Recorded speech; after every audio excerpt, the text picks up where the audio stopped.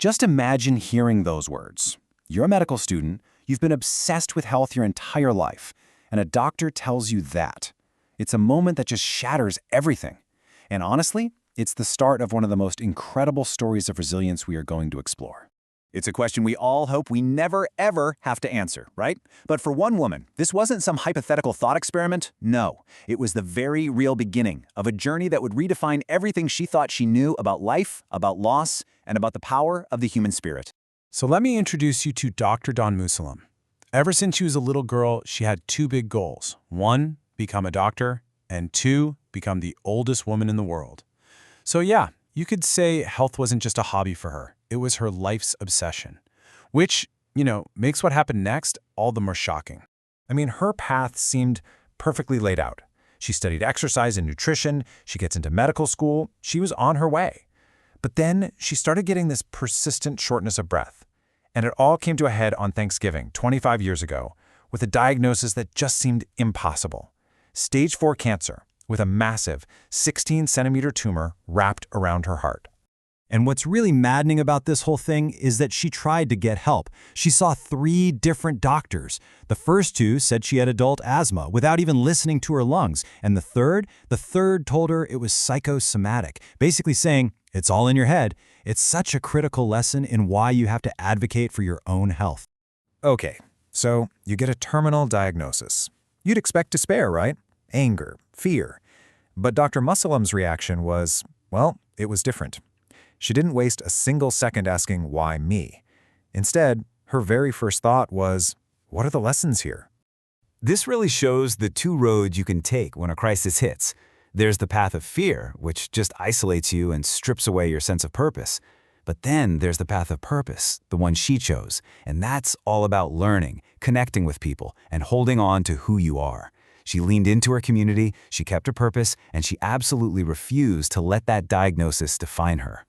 I mean, what a powerful reframe. Instead of seeing cancer as this terrifying enemy to be fought, she saw it as a profound teacher, something that could offer her lessons that would enrich her life in ways she never could have imagined before. So what was her anchor through all of this? She calls it her spiritual core. It was this deep faith that allowed her to just hand her worries over to something bigger than herself. She actually says that because of this, she didn't fear death, and that freed her up to focus entirely on living. Now, you would think that surviving stage 4 cancer would be the climax of her story, but remarkably, it was just the beginning. Life was about to test her in ways that were even more profound. Just look at this list. After being told she could never have children, she has a miracle baby. But soon after that, she's diagnosed with advanced heart failure. Then, the unthinkable happens again. Her husband passes away completely unexpectedly. She even had a near-death experience where her heart stopped for 4 whole minutes, which ultimately led to her needing a heart transplant just to survive. Through that unimaginable grief of losing her husband, she found another really powerful way to reframe her experience. Instead of letting the sadness consume her, she saw it as proof of the huge love she had experienced.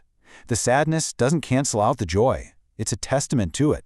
And when she finally got that call for a new heart, there was a twist. The donor was an IV drug user. Now, that's a detail that could easily trigger judgment, and for a moment she admits it did for her too. But this became yet another profound lesson in acceptance and, really, the interconnectedness of all our lives. So how did she keep going? How did she maintain her vitality through all of this? Well, beyond her mindset, her resilience was fueled by very real science-backed lifestyle choices. So let's look at the practical side of how she nourished her body. Get a load of this statistic from a Mayo Clinic study. A staggering 95% of their cancer patients were not even meeting the minimum recommendation for fruits and vegetables. And this wasn't about money or access, it was a fundamental gap in nutrition, even for people facing a life-threatening disease. So how do you fix that? Dr. Mussallem suggests something super simple and really powerful, the 50% rule. See, it's not about restriction. It's not about what you can't eat. It's all about addition. Every single time you eat, just look at your plate and make sure half of it is covered in the vibrant colors of fruits or vegetables. Simple as that. And the science on this is crystal clear. Just hitting that minimum of 5 servings a day is linked to some incredible benefits. We're talking a 12% lower risk of dying from heart disease, 10% from cancer, and a whopping 35% lower risk of dying from respiratory disease. It's so simple but so effective. Okay, let's just tackle one of the most persistent nutrition myths out there, especially when it comes to women's health. I'm sure you've heard it. Soy is bad for you. It messes with your hormones. But what does the science actually say? Well, the fear around soy has literally been called one of the biggest myths in modern medicine. And it's a fear that's based on a total misunderstanding of how soy actually works inside the human body.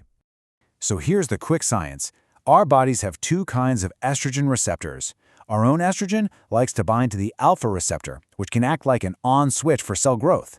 But soy prefers to bind to the beta receptor, which acts like an off switch, a tumor suppressor.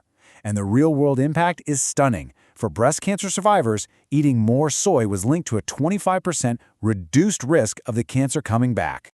You know, through this whole journey of impossible diagnoses, profound loss, and incredible healing, Dr. Musallam's story really offers us one final essential lesson about how to live our lives. This is it. This is the heart of it all. After everything she has been through, this is her wisdom. Don't wait for the big, dramatic, life-altering events to feel alive. The real magic, it's in the small stuff. The sound of your hair on a pillow, the taste of a fresh berry, a moment of connection with someone. We live in a world that is constantly pushing us to strive, to achieve, to become the next better version of ourselves. But her journey teaches us about the profound power of just pausing, of taking a moment not to do anything, but simply to be. And that brings us right here to the final question. The one that really matters for you. It doesn't have to be some grand gesture. Maybe it's a 5-minute walk. Maybe it's a healthy meal, or just taking one deep breath. After hearing this story, what is one small way you can choose to show up for yourself right now, today?